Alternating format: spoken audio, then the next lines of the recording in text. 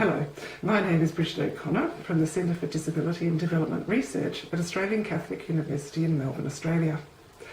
Our systematic review in developmental medicine and child neurology examines the assessment practices of occupational therapists, physiotherapists and speech pathologists for children with cerebral palsy.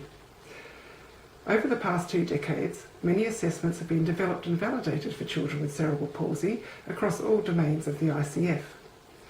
We know that outcomes for children with cerebral palsy are improved by the routine use of robust assessment tools. However, in other areas of health, the use of standardised assessments is not widespread. So we set out to determine if assessments were being used by allied health practitioners for children with cerebral palsy, and if so, what tools were being used, by whom, and how often. So what did we find? From the 14 studies included in this review, 88 different assessment tools were reported.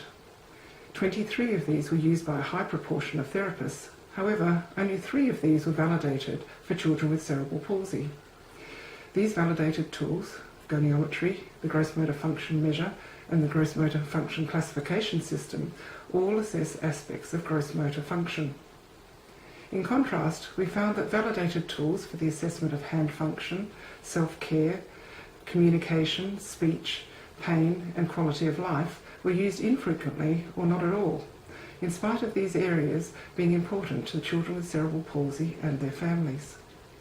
So our paper has highlighted that the use of evidence-based assessments by allied health practitioners is low overall.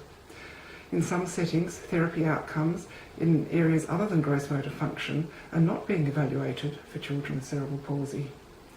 So these findings really emphasise the need to understand what influences practitioners' use of evidence-based assessments in the clinical setting. Thank you very much for listening to this podcast.